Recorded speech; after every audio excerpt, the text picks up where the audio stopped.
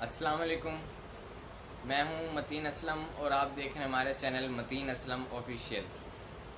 آج کی اس ویڈیو میں بتاؤں گا اذان کے متعلق، فیضان اذان یعنی اذان کے فضائل، برکات اور اس کے متعلق دیگر جو احتیاط ہے، جو اکثر لوگ احتیاط نہیں کرتے اذان کے متعلق۔ اذان ہو رہی ہوتی ہے اور ٹی وی چل رہا ہوتا ہے، آواز آ رہی ہوتی ہے، بول رہے ہوتے ہیں، تو یہ کرنا کیسا ہے، جائز ہے ناجائز ہے، یہ سب انشاءاللہ اس ویڈیو میں بتاؤں گا۔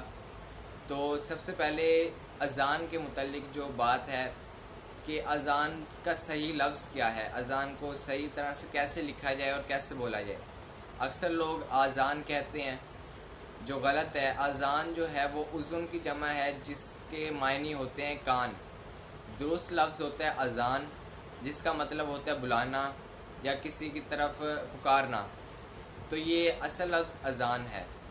اکثر لوگ غلط کہتے ہیں، تو یہ درست لفظ ہے، ہمیں اصلاح کرنی چاہیے اپنی۔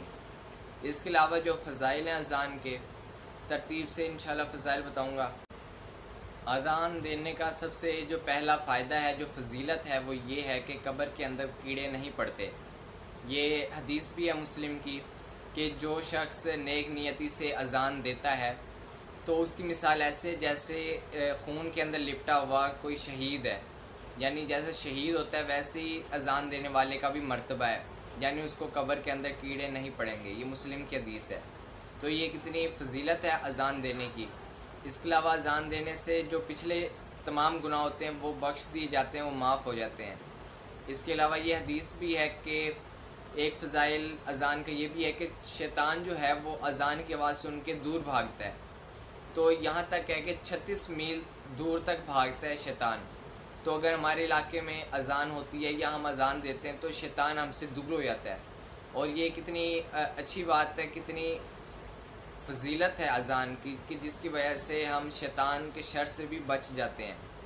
اس کے علاوہ گھبراہٹ کا جو علاج ہے وہ اذان ہے، اذان دی جائے۔ اس کے علاوہ وبا کے دوران اگر کوئی وبا ملک میں یا شہر میں یا کہیں بھی آئی ہوئی ہے تو وہاں پر اذان دی جائے، مستحب عمل ہے، یعنی ثواب ملتا ہے۔ اذان دی جائے تو وہاں پر اللہ تعالیٰ کا عذاب بھی نہیں آتا، وہ عذاب سے امن ہو جاتا ہے، عذاب وہاں پر نہیں آتا۔ تو یہ بھی جو اذان کی فضیلت میں شامل ہے۔ تو اس کی بے شمار فضیلتیں اذان دینے کی، یا آپ نے یہ حدیث بھی سنی ہوئی ہوگی کہ اذان دینے والے کی گردن قیامت کے دن لمبی ہوگی، تو یہ سب فضیلت ہے اذان دینے کی۔ اس کے علاوہ جو بات ہے احتیاط کی کہ اذان کے دوران کیا احتیاط کرنی چاہیے، وہ بھی بتا دیتے ہیں کہ اذان جب ہو رہی ہو تو بولا نہ جائے، کیونکہ اس کے متعلق وعید بھی ہے، سخت فرمان ہے کہ اذان کے دوران نہ بولا جائے۔ اس کے علاوہ اگلا لیکچر میرا انشاءاللہ اذان کے متعلق ہوگا کہ اس میں اذان کے کیا جوابات دیے جائیں، اور اذان کے متعلق دیگر جو فضائل اور دیگر جو مسئلے ہیں کہ کہاں کہاں اذان دی جاتی ہے، کن موقعوں پر اذان دی جاتی ہے، یہ سب انشاءاللہ اگلے لیکچر میں بات ہوگی۔ آج کی اس لیکچر میں جو بات ہوگی وہ یہ ہوگی کہ ایک اور فضیلت ہے جو ہمیں شاید نہیں پتہ۔ 15 کلمات ہوتے ہیں اذان کے اندر۔ 15 کلمات کا مطلب ہے 15 لاکھ نیکیاں، 15 لاکھ درجے بلند اور 15 لاکھ گناہ جو ہیں وہ معاف کر دیے جاتے ہیں۔ اس کے علاوہ فجر کے اندر الصلاۃ خیر من النوم، یہ 2 کلمات کا اضافہ ہے، جس کی وجہ سے فجر کی جو اذان ہے اس کے اندر 17 کلمات ہو جاتے ہیں۔ اس کے 17 لاکھ نیکیاں، 17 لاکھ گناہ معاف اور 17 لاکھ درجات بلند ہو جاتے ہیں۔ اس کے علاوہ قد قامت الصلاۃ، یہ بھی 2 دفعہ جو تکبیر میں کہا جاتا ہے، اس سے یہ بھی 17 مرتبہ ہو جاتا ہے۔ اور اس کو کیلکولیٹ کیا جائے جو عورت کی جو ثواب ملے گا، یعنی 17 لاکھ نیکیاں، 17 لاکھ درجات بلند اور 17 لاکھ گناہ معاف، تو اس کے برعکس جو اسلامی میرے بھائی ہیں ان کو اس کا ثواب دگنا ہوگا۔ اس کے علاوہ اگر ایک شخص دن میں 5 دفعہ اذان دیتا ہے اور 5 دفعہ یعنی ایک شخص گھر بیٹھا اس کا جواب دیتا ہے، تو اس کو اسلامی اگر بہنیں جواب دیں گی تو ان کو 1,62,00,000 نیکیاں، 1,62,00,000 گناہ معاف 1,62,00,000 درجات بلند ہوتے ہیں، اور اسلامی بھائیوں کو دگنا ملے گا۔ اس کا مطلب ہے 3,24,00,000 نیکیاں، 3,24,00,000 درجات بلند، 3,24,00,000 گناہ معاف۔ تو یہ اذان کی کتنی فضیلت ہے اور کتنے فضائل اس کے متعلق ہیں، اور اس میں پوشیدہ ہیں، ہمیں پتہ بھی نہیں ہے۔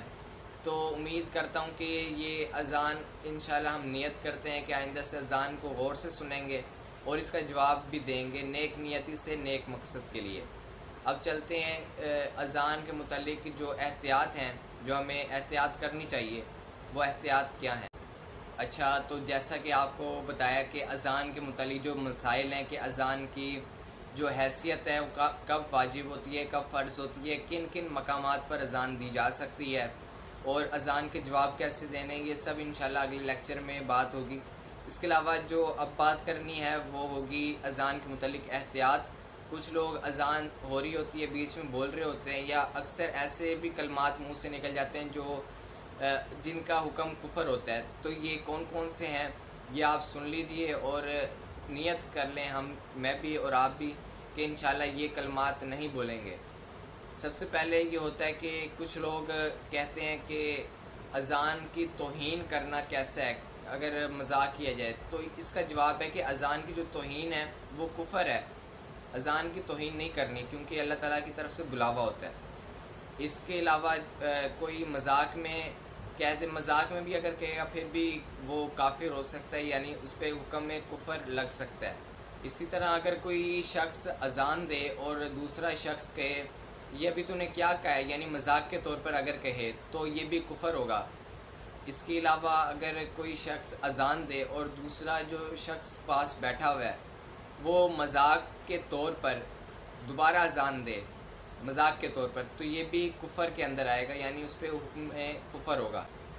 اکثر لوگ اذان ہو رہی ہوتی ہے اور اکثر کو پتہ نہیں چلتا اور کہتے ہیں کیا شور ہو رہا ہے، تو یہ بھی نعوذ باللہ یہ سب کہنا یہ کفر کے اندر شامل ہے، اس میں حکم کفر ہوگا اور اس سے ہمیں احتیاط کرنی چاہیے۔ اس کے علاوہ بھی بہت سے کلمات ہیں، تو ان سب سے ہمیں بچنا چاہیے، احتیاط کرنی چاہیے، اور اذان کو خاموشی سے توجہ کے ساتھ سننا چاہیے اور اس کا جواب دینا چاہیے۔ امید ہے آج کی ویڈیو پسند آئی ہوگی، اگر پسند آئی ہے تو اس کو لائک کریں، سبسکرائب کریں اور آگے شیئر کر دیں۔ اگلے لیکچر تک کے لیے اجازت دیجیے، اللہ حافظ۔